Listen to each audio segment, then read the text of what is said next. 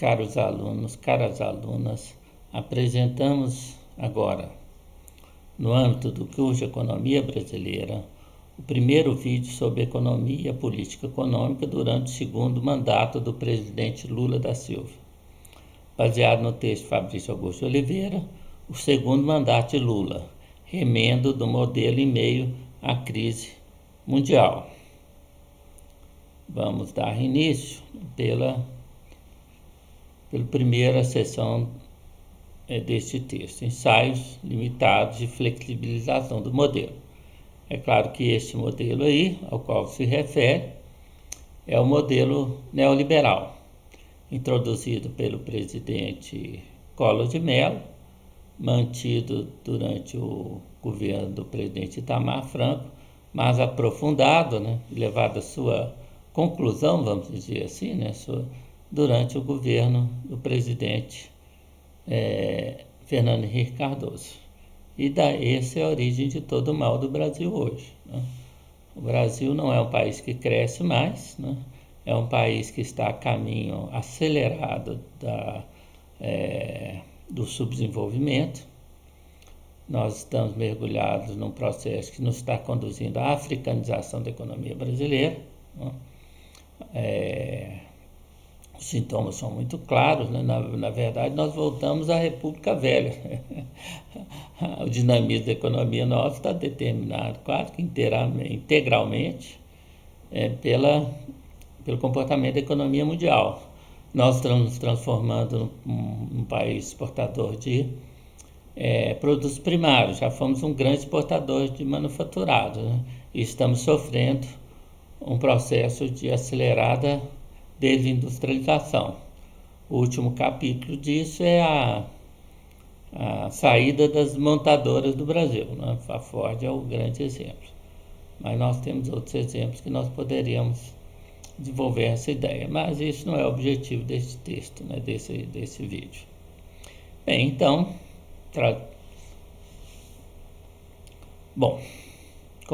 vamos começar com o texto do professor Fabrício, quando ele diz que não poucos analistas apostam que Lula estava convencido de que o ajuste exigido já havia sido realizado. Já havia realizado quando? Quando o seu primeiro mandato. Agora nós estamos no início do seu segundo mandato. O país se encontrava livre, com liberdade, para trilhar firme o caminho do crescimento sustentado. Início de 2007, qual que é a perspectiva? Não, agora, o governo Lula começou em 2003, enfrentando o que ele chamou de herança maldita, e ele pisou no freio, adotou medidas neoliberais mais fortes do que foram durante o governo Fernando Henrique Cardoso. Medidas de elevação da taxa de juros e de corte dos gastos públicos e outras medidas de diversa natureza. E isso vai levar a uma crise de estabilização, vamos dizer assim, a estagnação da economia brasileira em 2003, mas aí, nesse ano, já está em pleno andamento o novo boom da economia internacional. E o Brasil pega carona nisso, vai surfar nessa onda enorme, longa os melhores anos do período de ouro do capitalismo, que é da Segunda Guerra Mundial de 1947, até 1973, quando a economia mundial cresceu em média 4,7%. Então a economia mundial passa a crescer nesse nível. E aí, finalmente, a economia brasileira cresce um pouco, embora o governo brasileiro, sob o comando do presidente Lula, continuou a pisar no freio, mas cada vez menos. E agora, qual que era a ideia? De que o período de superação da herança maldita do presidente Fernando Henrique Cardoso havia superado. Então estava na hora da economia brasileira crescer. Bem, só que nós vamos ter... A política vai continuar mesmo, Só que o que vai acontecer, como muito bem salienta o professor Fabrício, é certa flexibilização da política fiscal. Mas alguns mais alguns projetos de longo prazo, cuja viabilidade dependeria da estabilidade de curto prazo e dos humores da economia mundial. É isso, né? A economia brasileira virou uma economia reflexa, como era na República Velha, que era o grande projeto de modernização neoliberal, né? Do senhor, e a modernidade, né? do Collor de Mello, do presidente Fernando Henrique Cardoso, né? A modernidade do Jacques Skinner. Não entende que por detrás que é o que é importante para uma economia é a sua indústria, o seu crescimento, né? Econômico, e não ficar a reboque da economia internacional. Isso vai levar aos chamados projetos pilotos de investimento, PPIs, e ao PAC, né? Inclusive o PAC da indústria, chamado PAC da indústria, que é o Programa de Aceleração, né, do Crescimento Econômico. Bem, até agosto de 2007, o país continuou a se beneficiar dos bons ventos da economia internacional, isso é preciso dizer. E depois os ventos vão mudando, não de uma vez, né? Os ventos vão se transformar em ventos contrários, não exatamente contrários ainda, né? Mas em setembro de 2008, e aí vai ter um vendaval, né? E os ventos vão ser contrários à economia brasileira com o pânico ou a crise do subprime. Bem, infelizmente tem início a crise do subprime que nós falamos nos Estados Unidos em agosto de 2007, mas isso aí não é ainda era um movimento suave em relação ao que viria, né? Contágio, o que vai levar aos contágios dos demais países, né? Vai levar a desaceleração econômica clara em início de 2008, desaceleração, né? O que vai levar ao fim do ciclo das commodities, as commodities, né, como o café, a soja, né, o minério de ferro, seus preços haviam explodido, né, nesse período de 2003 a 2007. E o Brasil é que surfou nessa onda, né, de valorização das commodities, né? Bem, mas aí o que acontece? Em 2008, né, nós temos o fim desse ciclo virtuoso da economia mundial, né? E num contexto, vai pegar o Brasil num contexto de valorização do real, né? Resultante da política do Banco Central, do Meirelles, que o presidente Lula não checou, né? Então deixou o real se valorizar. Foi um erro estratégico para variar, entre todos, né? Vai levar a trajetória de deterioração do balanço de pagamento, né? Balanço comercial e transações correntes. Embora ainda nesse período não tenha havido, aliás, antes pelo contrário, houve uma entrada maior de capital no Brasil, capital especulativo. Vão reforçar as reservas internacionais, né? Bem, o Banco Central retorna a partir de abril de 2007 a política de elevação das taxas Selic. É o sujeito marcando gol contra, para variar, né? O Banco Central. E agora, né, o Banco Central tornando-se independente, ele vai fazer o que quiser. Ele já era, na verdade, independente de fato, não de direito. Embora durante o final do governo Lula e início do governo Dilma, né, o Banco Central tenha seguido a orientação da Presidência da República. Agora não, né? Lançado em janeiro de 2007, o Programa de Aceleração de Crescimento, PAC, né, objetivava acelerar o crescimento econômico a 5% ao ano, ou seja, menos do que a média de crescimento da economia brasileira, né, no maldito período de substituição de importações, que os neoliberais até hoje criticam, né? Processo de industrialização do Brasil, de crescimento, a partir da intervenção do Estado, né? De juros baratos, subsidiados, a partir de emissão de papel moeda e todos esses pecados, proteção tarifária e não tarifária à indústria nacional, né? Todas esses horrores, né, que desses horrores o Brasil se tornou um país mais industrializado do terceiro mundo a partir do programa da conclusão do plano de metas durante o governo JK, né? Foi a país mais industrializado do terceiro mundo, né? E vai chegar em 1980, né, 4,3% da produção do PIB mundial, né? O PIB brasileiro naquela época era 30% maior do que o PIB da China. Hoje o PIB do Brasil em relação à China é 15%, 20%, sei lá, né? E do PIB mundial é 1,7%, se eu não me engano. Isso são os efeitos, parabéns, neoliberalismo.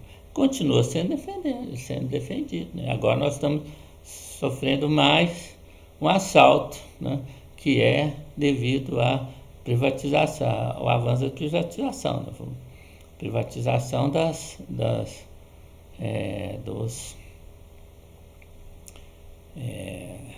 dos aeroportos, né? Então é mais um crime como economia nacional, né? Com isso com a privatização e abertura comercial, nós matamos o desenvolvimento nacional, né? Agora nós queremos jogar a última pá de cal. Bem, o programa tinha uma perspectiva de longo prazo, teve uma perspectiva de longo prazo. Previa, né, investimento da hora de 504 bilhões de reais. Poxa, então esse programa é para valer, né? Bem, só que 13%, vamos dizer 60 bilhões, né, viriam do Tesouro. 43% dos investimentos das estatais federais. Bom, então os estatais vão ser colocados para investir, né? E 43% do setor privado. Só que, todavia, vamos ver, né? Representava mais um instrumento de centralização e coordenação dos recursos já alocados pelo governo.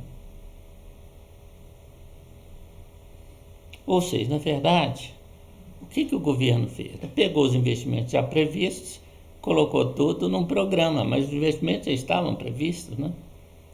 Ok? Não houve Quer dizer, o grande elemento aí são os investimentos estatais. Hoje é impossível fazer isso, né? Vai ser impossível acelerar o crescimento brasileiro, né? Sem romper com o modelo, né? Sem como romper com o modelo, claro, né? Aliás, não é à toa que a China cresce mais, né? Ela tem estatais, né? A taxa de juros é baixíssima, né? É isso. Bem, e tem planejamento, né? Outro elemento importantíssimo. Bem, mas além disso, né, o que você vai ter, né? É isso aí. Você vai aumentar as cotas de superávit primário, né? Que durante o governo Lula, o superávit primário, as metas foram bem maiores do que o segundo governo Fernando Henrique Cardoso, né? E vão ser incorporados no chamado PPI, que nós já falamos, né, 11 bilhões.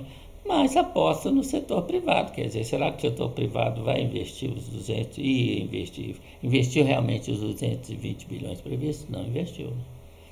Contrabalance foi só, quer dizer, o que você fez? Então você aumentou o superávit da primário, né, para, está dito isso, mas aumentou o superávit primário para, quer dizer, aí não é superávit, para obter 11 bilhões. E com esses 11 bilhões você vai, quer dizer, o governo deixa de gastar 11 bilhões e transforma e aloca esses 11 bilhões, né, que deixa de arrecadar, não, deixa de gastar, né, 11 bilhões, né, e aloca esses recursos no PPI, né? Bem, em 2008, né, maio de 2000, foi chamado a Política de Desenvolvimento Produtivo, PDP, ou PAC da Indústria, mais conhecido como PAC da Indústria, né? Que teria vigência de 4 anos. Quer dizer, qualquer ideia é que a taxa de investimento do Brasil, que era 17,6%, fosse para 21% do PIB, né? Que o aumento dos gastos em pesquisa e desenvolvimento, em tecnologia, né, estava em torno de 0,5% do PIB, né, ou 0,51%, ia para 0,65% do PIB, né, aí já em 2007. E o aumento da participação do Brasil nas exportações mundiais, de 1,18% para 1,25%. O aumento de 10% nos números de pequenas e médias empresas exportadoras, né? Quais seriam os instrumentos? As desonerações fiscais, da ordem de 5,4 bilhões, Financiamento do BNDES para variar, né? É a única instituição financeira no Brasil que realmente financia a indústria, né? O capital fixo, né? Até 2010, né? E compras governamentais. Bem, só que devido ao descasamento com a política do BC, né? Dos juros elevados, mais câmbio valorizado, ficou na mera intenção. Claro, como é que você vai investir, né, se o câmbio está cada vez mais elevado, ou seja, se o dólar está cada vez mais baixo, desculpe, não, a moeda nacional está cada vez mais alta, o dólar está cada vez mais baixo. Qual o problema disso? Você não vai exportar porque você está nadando contra a corrente, né? Os produtos exportados vão ser cotados em dólar, o dólar está cada vez valendo menos, né? Por outro lado, a concorrência interna está cada vez aumentando mais, porque os produtos importados estão cada vez mais baratos, é isso que está acontecendo, tá certo? É isso que está acontecendo, né? Bem,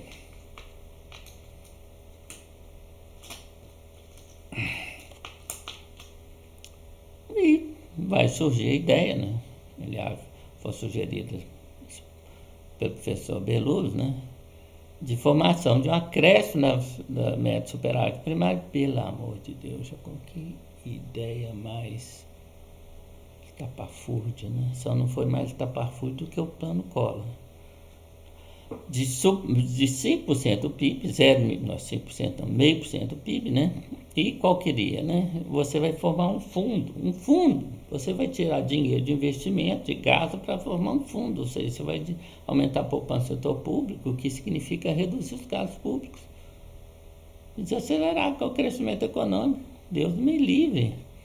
Na lógica da proposta, isso contribuiria para reduzir a força da demanda interna, como se nós tivéssemos um problema de demanda interna. Oh, meu Deus. Quer dizer, a demanda interna é o motor do crescimento.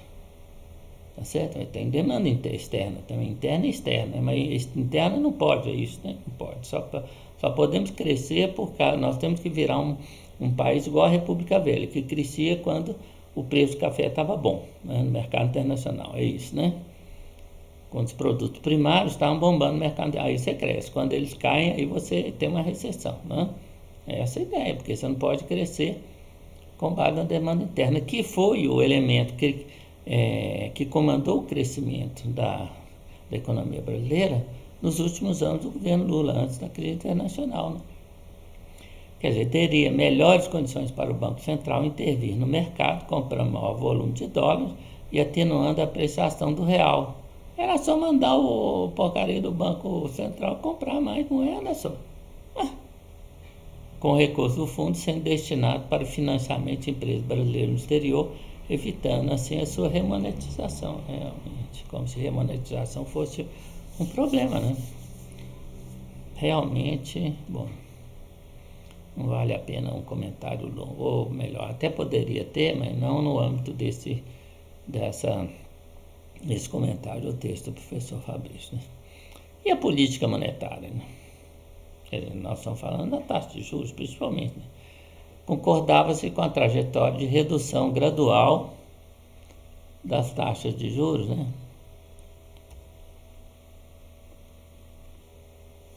Definidas pelo Banco Central, o que aparentemente parecia colocar o Banco Central em sintonia com a nova estratégia desenhada pelo governo, mas condicionava-se esse movimento ao comportamento da inflação. Então, na verdade, o Banco Central estava reduzindo, ou foi reduzir a taxa de juros, porque a inflação estava caindo, depois aumentou de novo, o que de fato ocorreu.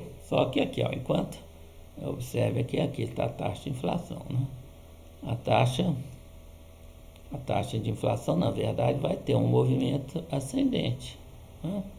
Inicialmente é descendente, tá certo?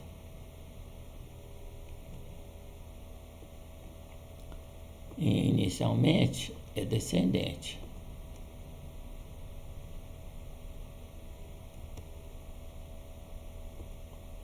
Quer dizer, inicialmente nós temos esse movimento aqui, ó.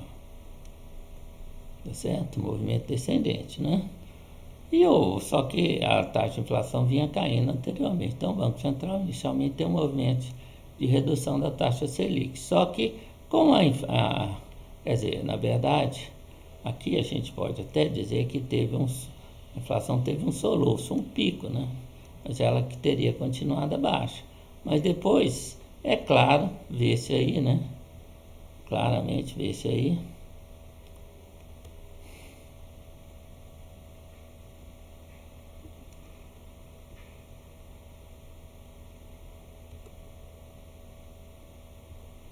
Vê-se aí que a tendência da inflação foi de aumento, tá certo? E aí o Banco Central, com defasagem, é claro que eles sempre levam um tempo para ver se isso é uma nova tendência, né? Respondeu elevando a taxa de juros. Então,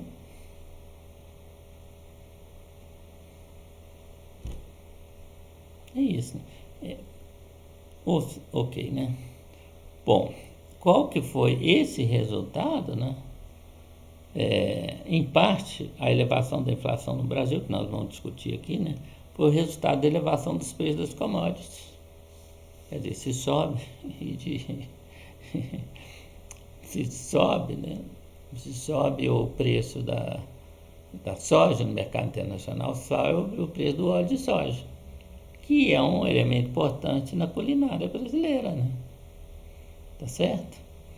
Se sobe o preço do café, da carne, só interno, no mercado internacional, sobem os preços internos também. Então, é preciso dizer, isso é o que chama de inflação importada. Né? E a política cambial? Mas entre as questões mais preocupantes, nenhum cuidado foi dedicado ao câmbio, com o real continuando progressivamente a apreciar-se. Observe que o Banco Central julgou contra a economia brasileira, vai julgar sempre, porque ele é um banco a serviço dos banqueiros, essa é a verdade. Essa é a verdade. Por isso que ele não pode ser independente, de jeito nenhum. Mas ele é em vários países, os vários países que não crescem no mundo. Um grande exemplo é o Banco Central Europeu, né? A União Europeia não cresce. A Alemanha, se você pegar a taxa de crescimento dos últimos anos, dos últimos 20 anos da Alemanha, é 1,8%, menor que a taxa média de crescimento do Brasil. É isso. E é isso que nós vamos, nessa barra que nós estamos entrando. Né? Já tínhamos entrado aqui.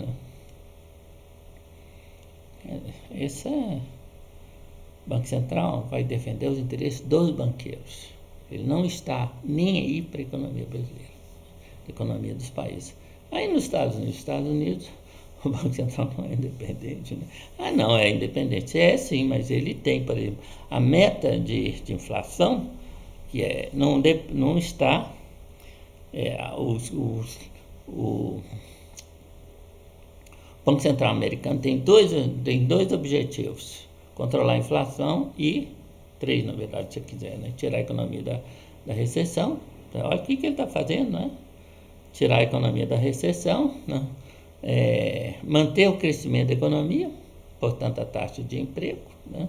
E a taxa de controlar a inflação. São dois objetivos, dois ou três objetivos, se quiser, né? E outra coisa, quem determina a meta de inflação não é o Banco Central, não é o Conselho Monetário Internacional, é o Congresso. E no Brasil é essa porcaria aqui, ué. Essa sem vergonhice, né, para variar, né? Defender o interesse dos banqueiros. Bom, então aqui, né, tem as importações, saldo na balança comercial, observe que ele é declinante, obedecendo ao declínio do valor do dólar. Tá certo? Depois ele vai crescer, mas isso já é aumentar, mas isso aí já é a causa do pânico do subprime, que nós vamos falar depois, né? Então, enfim, né? A rigor, a par da ligeira flexibilização na política fiscal, com a pequena mudança no superávit primário para acomodar no orçamento maiores recursos para investimentos públicos contemplados no PAC, o modelo econômico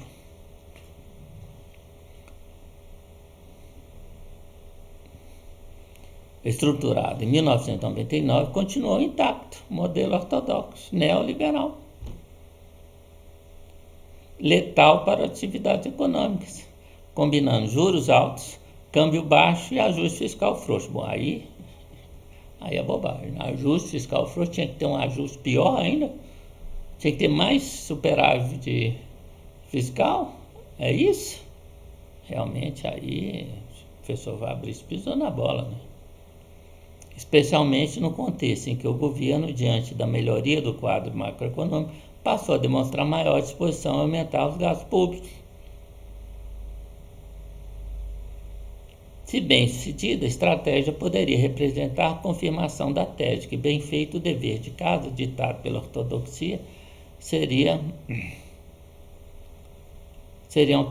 automaticamente abertas as portas pelo ingresso no país do paraíso da prosperidade. Não, é o contrário. Os bons meninos, são aqueles que falham o dever de casa, neoliberal, estão condenados a não crescerem mais. Essa é a evidência que nós temos no mundo. Desde que você colocou o modelo neoliberal, com exceção do período, né, e da especulação do subprime, que vai de 2003, como nós falamos, né, a 2008, né, a economia internacional cresceu muito pouco. A economia mundial cresceu muito pouco. Né? Agora, e o que cresceu, parte do crescimento é do dinamismo da China, que não tem nada a ver com o neoliberalismo. Se você tirar isso, aí a situação fica pior. Né? Bem, os sinais da crise e os dilemas internos. Em agosto de 2007, né, agosto de 2007,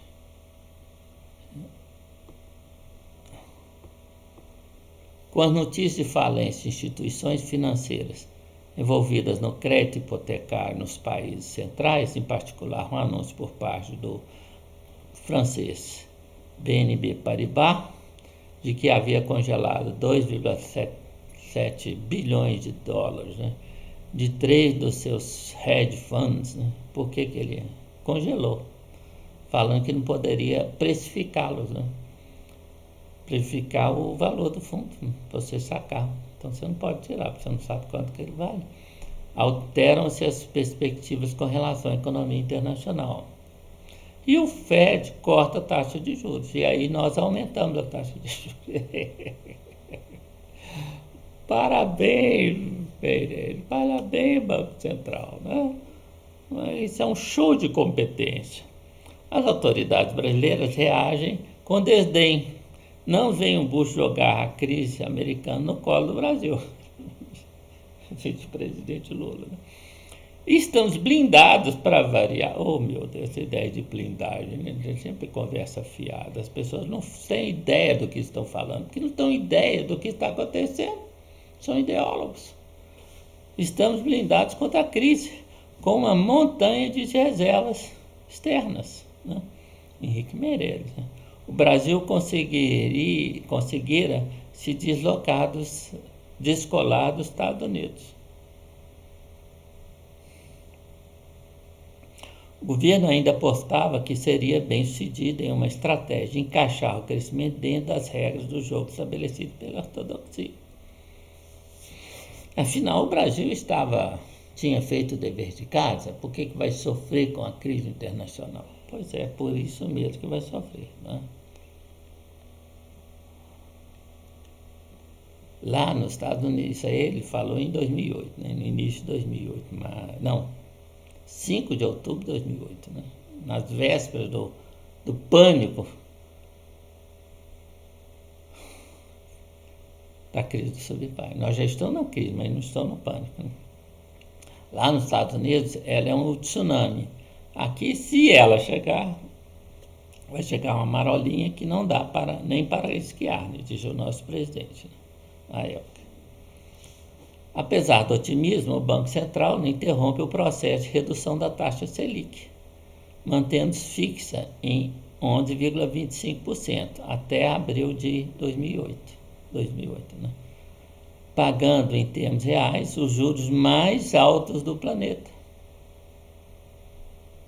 o que vai levar ao aumento dos fluxos de capital para o Brasil, né? Está aqui, ué. Aumento das reservas cambiais. O resultado é esse aqui, olha aqui, enorme. Né?